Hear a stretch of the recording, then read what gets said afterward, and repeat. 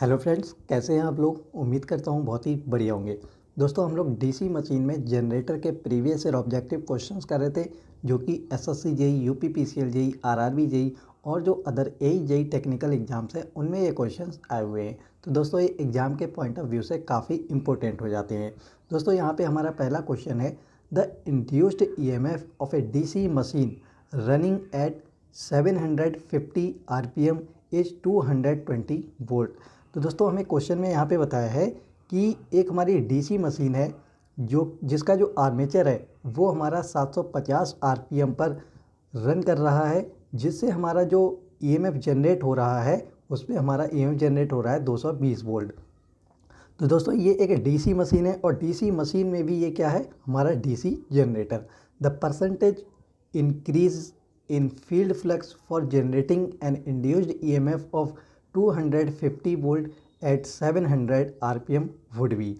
तो दोस्तों, अगर हम इसके जो आरपीएम है उसको अगर हम इंक्रीज़ कर देते हैं और इससे जो हमारा ईएमएफ जनरेट हो रहा है वो दोस्तों 250 वोल्ट हो रहा है, तो इस कंडीशन में जो हमारा फ्लक्स है वो दोस्तों कितना चेंज होगा, यानी कि the percentage increase in field flux, ये हमें निकालना है।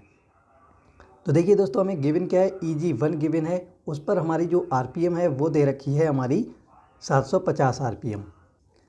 अब देखिए दोस्तों, हमने यहाँ पे जो फ्लक्स माना है वो 5 मान लिया है। अब दूसरी कंडीशन में EG2 है वो हमारा है 250 वोल्ट और N2 है वो हमें दे रखा है 700 आरपीएम। इस कंडीशन पे हमने जो फ्लक्स माना है वो हमने माना है 5 2।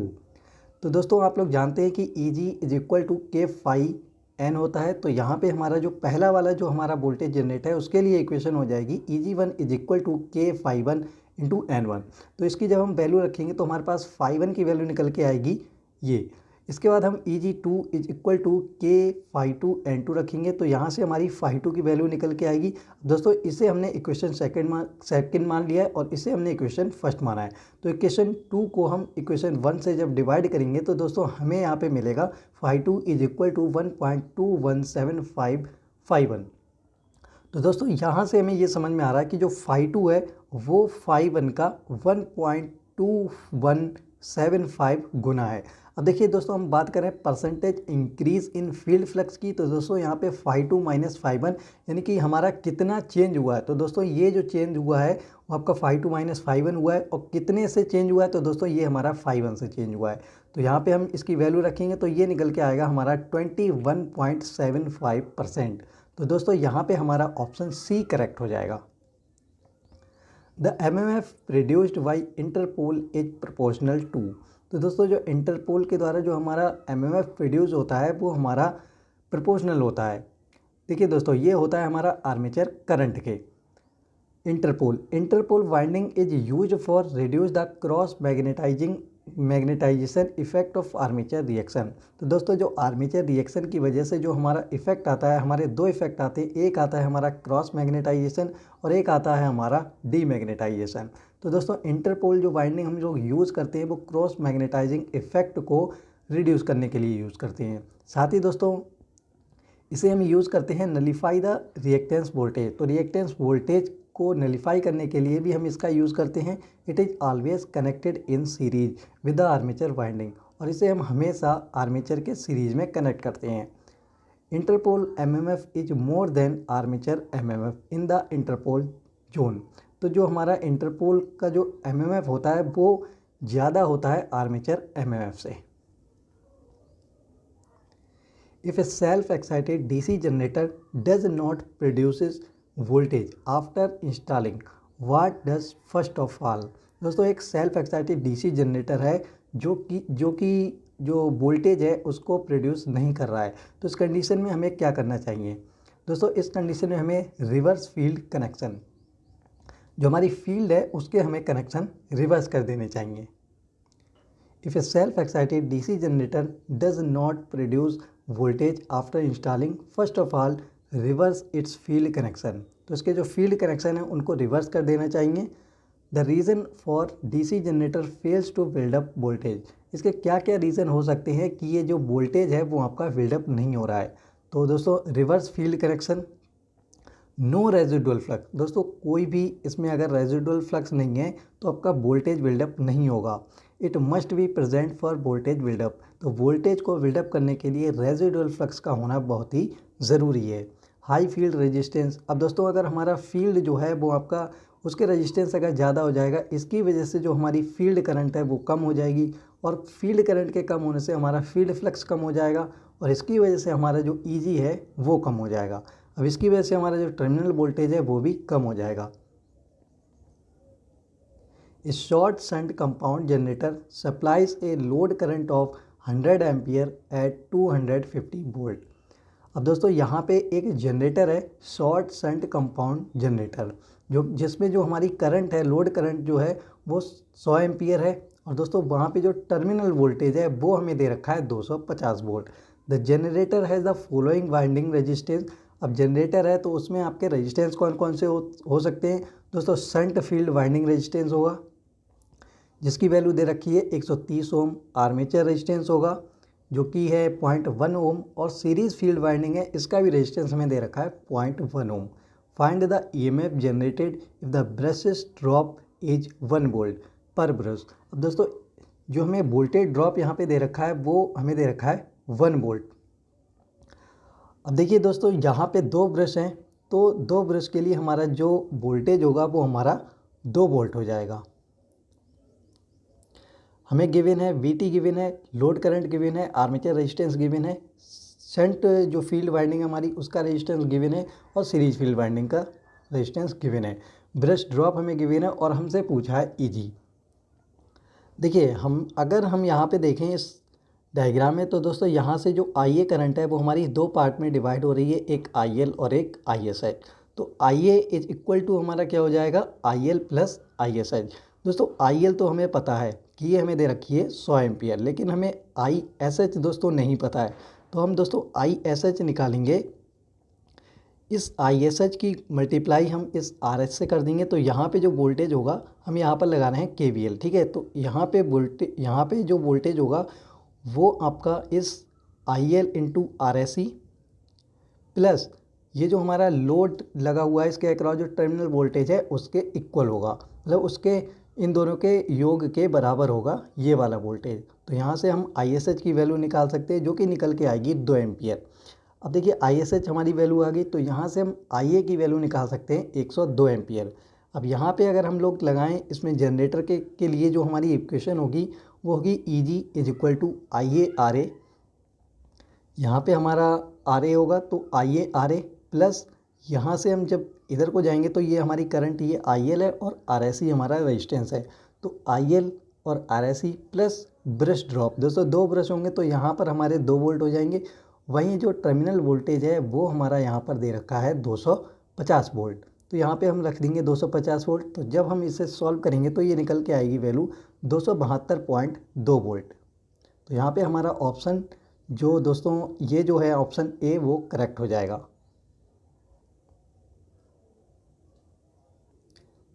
चलिए नेक्स्ट क्वेश्चन है, the terminal voltage of a long shunt DC generator could be determined as.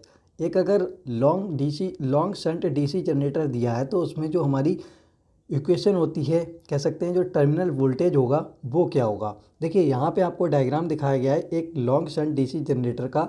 Long shunt DC generator में दोस्तों क्या होता है, जो हमारे ये जो हमें आर्मेचर दिख रहा है इसके सीरीज में हमारी एक सीरीज वाइंडिंग हम इसमें कनेक्ट कर देते हैं। तो ये दोस्तों, और इसके बाद दोस्तों हम RSH को कनेक्ट करते हैं और ये हमारा बन जाता है लॉन्ग शंट DC जनरेटर। अब देखिए यहाँ पे अगर हम लोग देखें KVL लगा के तो EG is equal to IA plus, अब यहाँ पर देखिए दोस्तों RSC है और यहाँ पर एक रेजिस्टेंस होगा आर्मेचर रेजिस्टेंस। ये दोनों दोस्तों सीरीज में, तो हम इसको लिख सकते हैं RA प्लस RSC, और करंट इसमें IA फ्लो हो रही है तो IA RA plus RSC plus दोस्तों इसके बाद ये हमारा आ जाएगा टर्मिनल वोल्टेज जो कि VT हमने मान लिया है। तो VT is equal to EG minus IA RA plus RSC। तो दोस्तों यहाँ पे हमारा जो ऑप्शन डी है वो करेक्ट हो जाएगा। एफिशिएंसी इज, दोस्तों एफिशिएंसी होती है, तो दोस्तों ये हमारी होती है यहाँ पे दोस्तों आप देखेंगे जो एफिशिएंसी होती है वो होती है आउटपुट अपॉन इनपुट, और अगर हम इसे परसेंटेज में लिखते हैं तो इसे हम 100 से मल्टीप्लाई करा देते हैं। It is defined as the percentage of power output compare with input. तो यहाँ पे आप दोस्तों कंपेयर ही हम यहाँ पे करा रहे हैं कि आउटपुट और इनपुट का। अब दोस्तों अगर हम पावर की बात करें तो यहाँ पे condition for maximum efficiency of DC machine, maximum efficiency के लिए दोस्तों डीसी मशीन में एक कंडीशन होती है जो हमारे पीसी यानी कि जो कोर लॉस या फिक्स्ड लॉस होते हैं ये हमारे वेरिएबल लॉस के बराबर होने चाहिए या कॉपर लॉस के बराबर होने चाहिए, तभी हमारी जो एफिशिएंसी है वो हमारी मैक्सिमम होगी। Armature reaction effect is more in, दोस्तों आर्मेचर जो रिएक्शन का जो इफेक्ट होता है वो दोस्तों ज़्यादा होगा। कब होगा दोस्तों? ये होगा फील्ड वीकनिंग मेथड।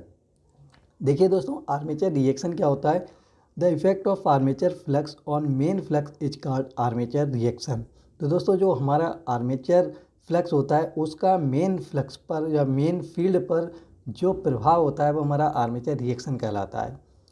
अब होता क्या है दोस्तों, नो लोड की कंडीशन में हमारी आर्मेचर रिएक्शन नहीं होती है। जब हम लोड लगाते हैं तो इसकी वजह से जो हमारा फील्ड फ्लक्स है वो यूनिफॉर्म ना रहकर दोस्तों वो जो है आपका चेंज हो जाता है, ठीक है।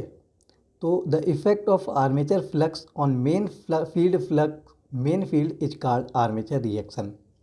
इसके दोस्तों दो इफेक्ट आते हैं, एक आता है क्रॉस मैग्नेटाइजेशन इफेक्ट, एक आता है demagnetization effect. If field weaken then we can say that armature reaction is high. अब दोस्तों आर्मेचर रिएक्शन की वजह से अगर जो फील्ड है वो अगर आपका वीक हो रहा है तो हम यहाँ पे कह सकते हैं कि यहाँ पर जो आर्मेचर रिएक्शन है उसका इफेक्ट यहाँ पर हाई है, यानी कि armature reaction is high. Determine the flux per pole for 6 pole DC machine having 240 wave connected conductor. अब यहाँ पे दोस्तों एक 6 पोल डीसी मशीन दे रखी है जिसमें हमारी वाइंडिंग है वो है वेव कनेक्टेड वाइंडिंग, और इसमें जो कंडक्टर दे रखे हैं वो दे रखे हैं 240, which generates as open circuit voltage of 500 volt. और यहाँ पे हमारा जो ईजी है जनरेटेड वोल्टेज है वो दे रखा है 500 volt, which is running at 1000 RPM, जो कि हमारा रन कर रहा है 1000 आरपीएम पे। अब दोस्तों यहाँ पे हमें जो फाइंड करना है वो हमें यहाँ पर फ्लक्स फाइंड करना है। देखिए ये लिखा है डिटरमाइन द फ्लक्स पर पोल। और देखिए वी नो दैट, जैसा कि हम लोग दोस्तों जानते हैं एनर्जी जो ईएमएफ जनरेट होता है डीसी मशीन में वो होता है EG is equal to 5PZN upon 60A। तो यहाँ से फाई हमारा निकल के आ जाएगा, phi is equal to EG into 60 A upon PZN। तो दोस्तों यहाँ पे जब हम इसकी वैल्यू रखेंगे तो जो फ्लक्स की वैल्यू निकल के आएगी वो आएगी 0.042 वेबर। तो दोस्तों यहाँ पे हमारा ऑप्शन सी करेक्ट हो जाएगा। चलिए नेक्स्ट क्वेश्चन है, let V be the terminal voltage. यदि हम वी को टर्मिनल वोल्टेज कहें, I A V the armature current, I A को हम आर्मेचर करंट कहें और आई एस जो है वो हमारी अगर शंट करंट हो, the power delivered to a load of a self excited DC generator is. तो एक सेल्फ एक्साइटेड डीसी जनरेटर है उसके द्वारा जो पावर डिलीवर होगी वो क्या होगी, यदि टर्मिनल वोल्टेज वी हो, आर्मेचर करंट आई हो और जो हमारी शंट करंट है वो हमारी आई एस एच हो। तो दोस्तों यहाँ पे आप देख रहे हैं ये हमारा एक डीसी शंट जनरेटर है। तो यहाँ पे आप देखिए आई ए जो है वो हमारी दो पार्ट में डिवाइड होगी, एक आई एस एच और आई एल में। तो यहाँ पे जो हमारी पावर दोस्तों होती है P is equal to V into I. अब लोड को जो दोस्तों हमारी पावर डिलीवर हो रही है तो यहाँ पे हमारी जो करंट होगी वो हमारी आई एल होगी। अब दोस्तों हमें आई एल तो नहीं पता है लेकिन हमें आई एस एच और आई ए जो है वो हमें यहाँ पर दे रखी है। तो यहाँ से हम आई एल की वैल्यू निकाल सकते हैं आई A minus I S H. तो यहाँ पे जब हम वैल्यू रख देंगे तो ये निकल के आ जाएगी P is equal to V I A minus I S H. इसकी यूनिट हमारी हो जाएगी वाट। तो दोस्तों यहाँ पे हमारा ऑप्शन बी जो है वो करेक्ट हो जाएगा। चलिए नेक्स्ट क्वेश्चन है, इन ए 4 पोल 20 kilowatt 200 volt wave bound DC generator the current in each parallel path will be. अब दोस्तों यहाँ पे जो हमें जनरेटर दे रखा है वो दे रखा है डीसी शंट जनरेटर और इसकी जो आर्मेचर में जो वाइंडिंग की गई है दोस्तों वेव वाइंडिंग की है। अब देखिए दोस्तों यहाँ पे जो हमें जो जनरेटर दे रखा है वो 4 पोल का जनरेटर दे रखा है, साथ ही दोस्तों यहाँ पे हमें पावर दे रखी है 20 किलोवाट और हमें वोल्टेज दे रखे हैं 200 volt. In case of wave binding, दोस्तों वेव बाइंडिंग के केस में क्या होता है जो नंबर ऑफ पैरेलल पाथ होती हैं वो हमेशा 2 होते हैं, but in case of lap winding number of parallel path is equal to the pole. तो दोस्तों यहाँ पे हमारे नंबर ऑफ पैरेलल पाथ हो गए 2। अब पावर दोस्तों यहाँ पे दे रखी है 20 किलोवाट, किलो को जो हम यहाँ पे 10 की पावर 3 लिख सकते हैं। P is equal to V I, तो यहाँ से हम I को निकाल सकते हैं P अपॉन V। P को जब हम वोल्टेज से डिवाइड करेंगे तो दोस्तों यहाँ पे हमारी जो करंट निकल के आएगी वो आएगी 100 एम्पियर। बट दोस्तों यहाँ पे कहा गया है कि current in each parallel path, तो दोस्तों पैरेलल पाथ यहाँ पे 2 होते हैं, तो एक पाथ में जो हमारी करंट आएगी वो आएगी 50 एम्पियर। चलिए नेक्स्ट क्वेश्चन है, टू जनरेट ईएमएफ को जनरेट करने के लिए which of the following method में बी यूज, कौन सा जो मेथड है उसे हम यूज़ कर सकते हैं। तो दोस्तों पहला यहाँ पर हमारा मेथड इसे यहाँ पे बताया है stationary field system with rotating armature. जो हमारा फील्ड सिस्टम है उसको हम स्टेशनरी कर दें और जो हमारा आर्मेचर है उसको हम यहाँ पर रोटेट कर दें, तो ये बिल्कुल सही है। नेक्स्ट है stationary armature with rotating field system. Second है दोस्तों stationary armature with rotating field system. इस बार दोस्तों क्या किया कि जो आर्मेचर है उसको स्टेशनरी कर दिया और जो रोटर जो हमारा फील्ड है उसको हमने यहाँ पर रोटेटिंग कर दिया। नेक्स्ट है दोस्तों stationary field and stationary armature. तो दोस्तों ये जो थर्ड वाला है ये दोस्तों यहाँ पर रॉन्ग है। फर्स्ट एंड सेकंड जो है वो बिल्कुल यहाँ पर करेक्ट है, तो यहाँ पे हमारा ऑप्शन बी करेक्ट हो जाएगा। EMF can generated by the following 2 method. EMF को हम 2 मेथड से हम लोग जो है जनरेट कर सकते हैं। Stationary field system with rotating armature, हम क्या करें जो फील्ड सिस्टम हो उसको हम स्टेशनरी कर दें और जो हमारा आर्मेचर है उसको हम यहाँ पर रोटेटिंग कर दें, तो यहाँ पे हमारा जो ईएमएफ है वो जनरेट हो जाएगा। या फिर हम ऐसा करें कि जो रोटेटिंग फील्ड सिस्टम है, rotating field system with stationary armature, हम आर्मेचर को स्टेशनरी कर दें और जो हमारी फील्ड है उसको हम यहाँ पर रोटेटिंग कर दें। दोनों ही दोस्तों कंडीशन में हमारा ईएमएफ जनरेट हो जाएगा। हम अगर बिल्कुल आसान भाषा में कहें तो हम कह सकते हैं कि जो इनके बीच में एक रिलेटिव मोशन होना चाहिए, इन दोनों के बीच में एक रिलेटिव मोशन होना चाहिए, तब हमारा ईएमएफ जो है वो जनरेट हो जाएगा। या तो फिर हमारा जो हमारा फील्ड सिस्टम है वो हमारा स्टेशनरी हो और जो आर्मेचर है वो हमारा रोटेटिंग हो, या फिर हमारा जो आर्मेचर है वो स्टेशनरी हो और जो हमारा फील्ड सिस्टम है वो रोटेटिंग हो। चलिए नेक्स्ट क्वेश्चन है, the internal characteristics of A DC generator is plotted between the. तो दोस्तों जो इंटरनल कैरेक्टरिस्टिक्स होती है डीसी जनरेटर की उसे हम किसके बीच में प्लॉट करते हैं। The internal characteristics of A DC generator is plotted between the armature current end voltage generated after armature reaction. तो दोस्तों जो हमारी आर्मेचर करंट होती है और जो हमारा वोल्टेज जनरेट होता है आर्मेचर रिएक्शन के बाद, इन दोनों के बीच में हम जो है इंटरनल कैरेक्टरिस्टिक्स को प्लॉट करते हैं डीसी जनरेटर की। इन लार्ज डीसी मशीन, ये large machine flat copper strips known as. तो दोस्तों जो लार्ज जो मशीन होती है उसमें जो फ्लैट कॉपर स्ट्रिप्स होती हैं उनको हम जानते हैं, तो दोस्तों इसे हम राइसर्स के नाम से भी हम यहाँ पर जानते हैं। In large machine flat copper strips known as risers. Assuming a uniform distribution of current over the armature surface conductor, assuming a uniform distribution of current over the armature conductor surface conductor। तो दोस्तों जो हमारे armature के जो conductor हैं उसमें हमारा जो करंट है उसका यूनिफॉर्म डिस्ट्रीब्यूशन हो रहा है।